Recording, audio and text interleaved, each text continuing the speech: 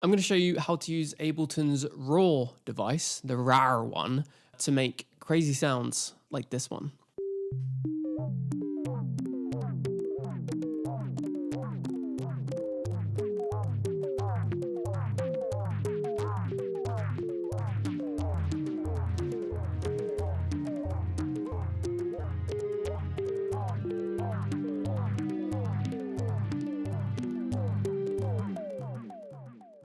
So something kind of weird about this sound and how we're utilizing Roar. If we take a look at the patch for this, I'm basically just using an operator with a single sine wave as the source sound for Roar. And then Roar itself has no drive, no amounts in the low, the mids, the highs, nothing. We are barely using it the way that it's supposed to be used. What we're doing instead is exclusively messing around with the feedback mode. I've reset Roar here to kind of the basic out of the box. And we got, like I said, operator before it, but there's nothing interesting about this. It's literally the default operator patch with a sine wave.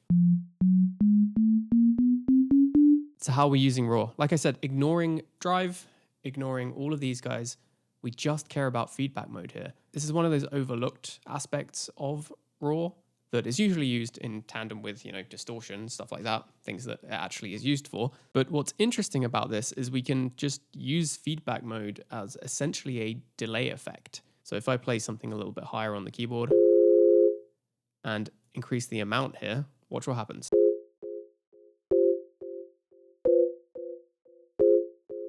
So what's happening here is the sound that I am playing is being fed back in to Roar and output. Typically, if you're using Roar with feedback mode, then that output sound will be distorted and then kind of distorted again and distorted again, distorted again in kind of a exponential way. I'm just keeping it clean to give a nice little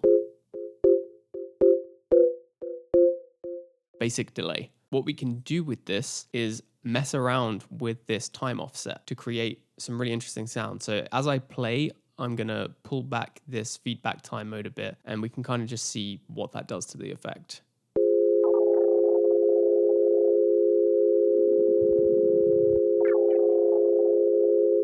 Gives it kind of like a glitchy, bubbly sort of feel. And obviously doing this manually, we're not going to do that. We're going to use modulation to affect this time mode, the time offset here. You can use LFOs to do this, but I have found it interesting to use the envelope follower. So if you're not familiar with Roar, there is an envelope follower, which is different to a regular envelope where you can kind of set the attack, decay, sustain, release. This is based on the sound itself. So the attack is how long it takes to hit the start of the sound. If I increase that, it's a bit slower there. I just pointed at the screen like an idiot.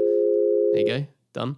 We can keep the attack low, and then release, you'll see how long it takes to come down after the sound is complete.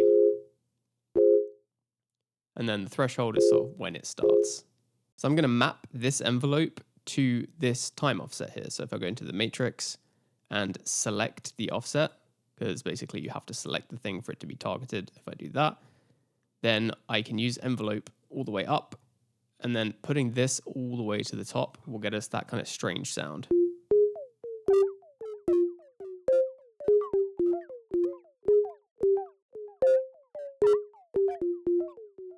And I can increase the amount. But before you do, this is feedback. And so the sound's going to go out. It's going to come back. It's going to come out. Blah, blah, blah. Exponential growth. Terrifying. We need to add a limiter. Limiting in place, our speakers and ears will be a little bit more protected. So now I can just mess around with it. Increase the amount here.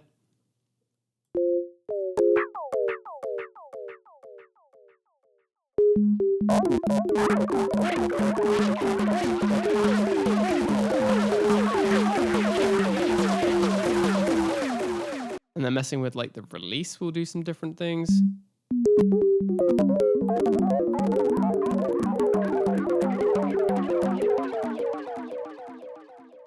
Flipping this will do some different things.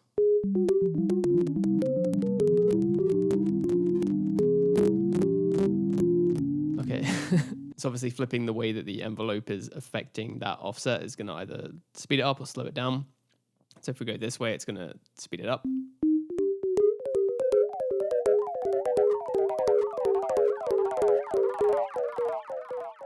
and the opposite will slow it down. And we fall asleep. So the exact settings that I used on that sound in the start is basically all the way up, amount 82-ish, and we're using the envelope at 100%, and kind of a moderate release there and a bit of a slower attack.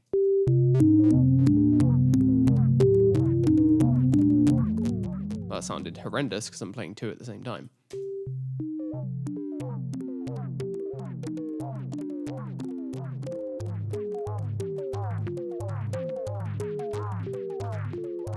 So that's kind of like a clean, plucky sound that we're using to make something ethereal sounding, I guess. But when you use the actual functionality of Roar in tandem with this, you get some pretty insane sounds. So I've got this Roar patch here, and this is the sound. I should just play on its own.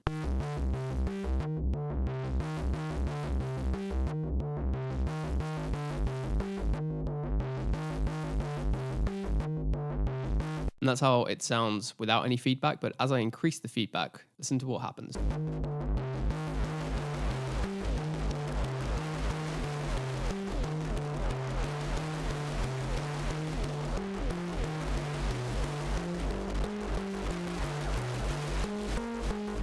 So it just creates this absolutely insane, complex cacophony of chaos. Complex cacophony of chaos. Come on.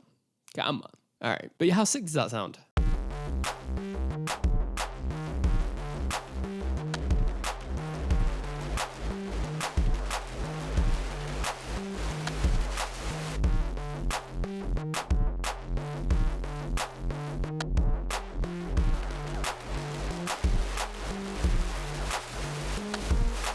I think this is really worth experimenting with because the range of capabilities of just this one little knob are pretty powerful. We can make ethereal sounds like this.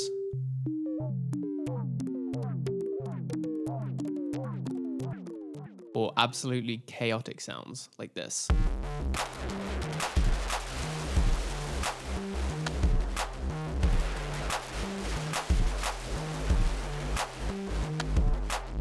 Try it out.